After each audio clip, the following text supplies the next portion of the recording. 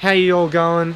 Today it's time to get serious. Doing this weird vlogging thing. And sorry about the background noise, it is raining. I was going to wait for it to stop raining, but it's never going to stop raining. I bought my first car. Managed to buy my dream car as my first car. Didn't think it actually happened, but it did. And now I'm here, I'm going to show it to you. Let's get into it. Check the mic and make sure it sound right, boys. Alright, so hopefully it's a bit quieter in here. Hopefully you can still see me. Are you blind? You can't see me! So pretty much, when I was 12, after going through the whole phase of wanting a supercar, I decided that it was time to get into some actual cars. My uncle at the time had a thing that was when he had a 350Z or something. Supercharged, very cool. Yeah, super inspiring. Basically got into the JDM cars. This one particular group of cars caught my eye. The Silvias and the S chassis. Fell in love with them. Ever since then, I was like, you know, the dream is one day I want to get a 180SX or I want to get an S13, like whether it's RPS or PS13. Couldn't get a job for ages. Thought, okay, well this isn't going to happen. But now I managed to get an S13. Here we are. I'm inside the S13. And I thought I'd make this quick video showing you around just so I can document the process for myself. Show you what's around this car, what's in it, the problems that I know of. There's a lot of stuff I don't know about this car. Started off, here's some quick shots of the car.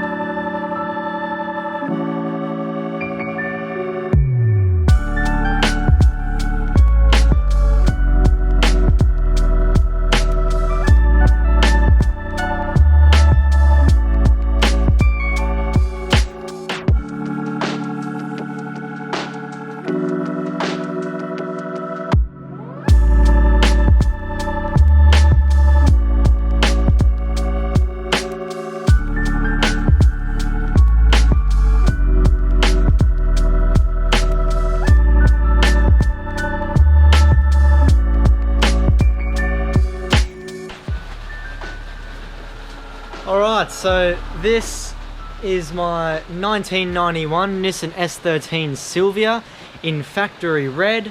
It was imported from Japan in 1998 to Australia. It has been in Australia ever since. Yeah, I'll just show you around a few different things here. So exterior wise, stock body the whole way. It's got the Magic GTR style grille, smoked lights, beautiful. It's got these rims, don't actually know where they're from somewhere. Duh.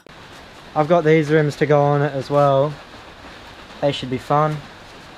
But these are 18s by 18 by 9 I think. Beautiful, cool stuff. It does have a 5-stud conversion on it already. R33 brakes, which means they are vented rotors. 4 piston brakes up front, very nice, very nice.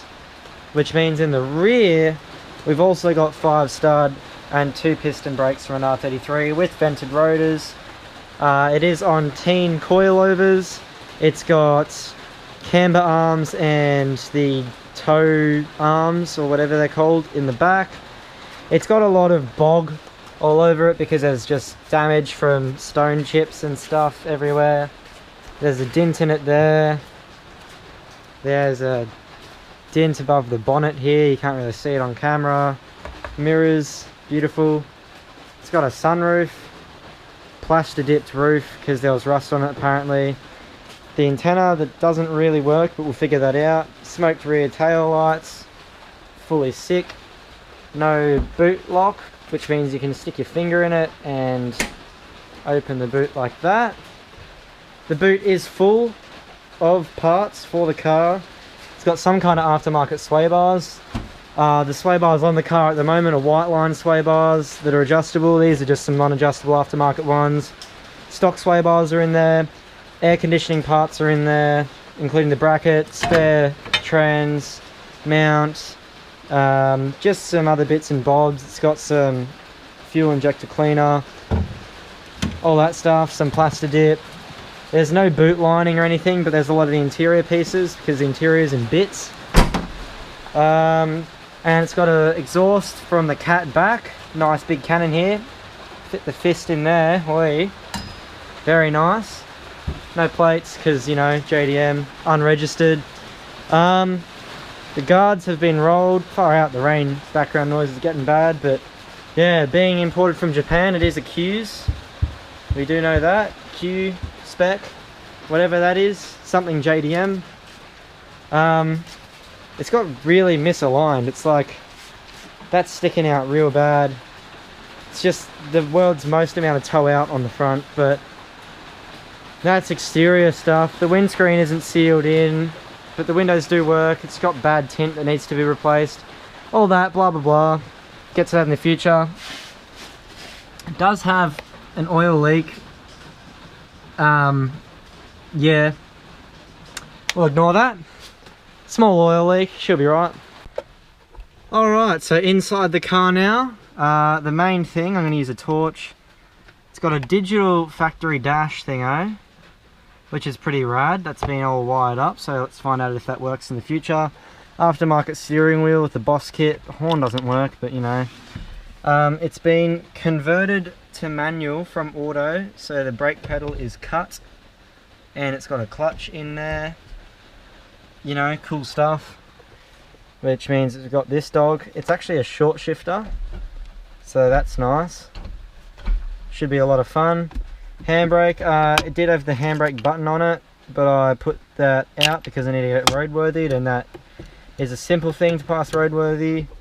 It's got like a bunch of lug nuts in the glove box, so that's cool. It's got a bunch of weird nuts and bolts everywhere. That's the compressor for the aircon. It's got the aircon stuff here, which all still seems to work. I turned it on, the blower works, so that's all good in the hood. Aftermarket JVC head unit. Nothing too special about it, but it's cool and it works from what I can tell, except the front two speakers don't work, the rear two do. It's got this thing which I'm going to put below the speakers. This is a rare factory option apparently. It's like a holder thing, but it's got cup holder mounts on the top, so you can put your cups in it. But yeah, I'll put that below that and get it to open all the way so I can actually use it, which would be rad. And then yeah, these little switches in here is because it used to be auto, so whatever that does, don't actually know. That's for thermofans, but it's got all your things. Stuff happens. Power windows, how amazing. Got the door card thingos. The headliner is not in at the moment, but I will fix that in the future. The sunroof controls do work. I tested them. The rails work, except that I have to put the sunroof in. This still shuts, which is nice. Passenger seat is in mint condition. Driver's seat has a tear in it, so I'm going to have to replace that for roadworthy. I'm going to try and document a lot of what it's going to take to get this to roadworthy, just because I'm actually really curious. I don't know if anyone else has had this similar journey and put it on YouTube, but it's more just because I'm curious and I'd like to be able to look back and see all the stuff that I had to do along the way to get it roadworthy. And I'm not going to document everything, of course. Like, there'll be little things like, you know, I don't even know, maybe like fixing up the seat that I probably won't put in, but you know, it'd be cool to kind of document this journey, document this road to rego, because I do want to get it registered. I'm on my P plates. This is going to be hopefully my daily, and it's going to be a lot of fun is what I'm hoping, because I haven't really properly driven it. I took it down the street. It was a lot of fun. It was really loud, which is sick. Can't turn it on tonight because oil leak and it's blowing white smoke. Should be a lot of fun. And here's something cool. It's got the back seats. It's still got back seats in there. They do fold down and all that. Still got all that trim. And that didn't actually come with the car. My mate gave me that subwoofer and amp, so hopefully we can wire that in the boot or something and be a fully stereotypical P-plater that is in a loud car playing loud doof music and annoying everyone. Another thing, the power mirrors don't actually work. We'll have to figure that out. Windscreen wipers don't work. Aircon obviously isn't hooked up, but the blower inside the dash works.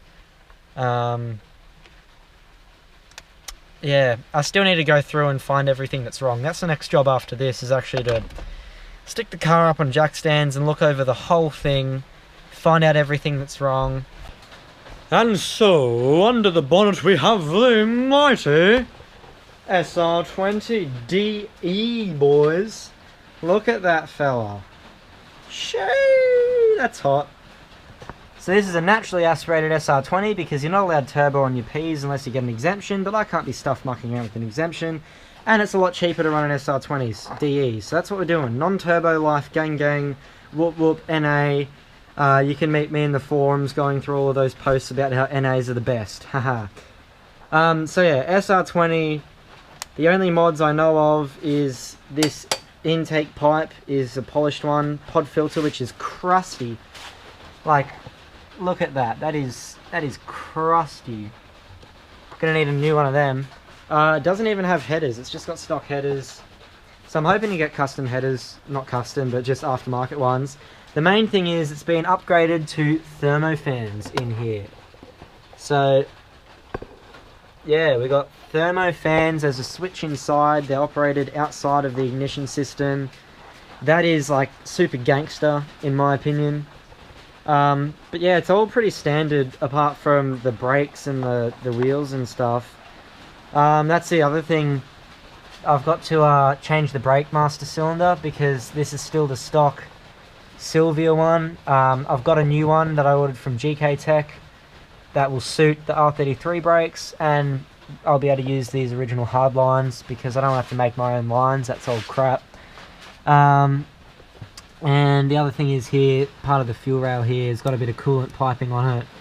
I have to change that to fuel line because that is a swollen boy. Look at that. What the dogs, right?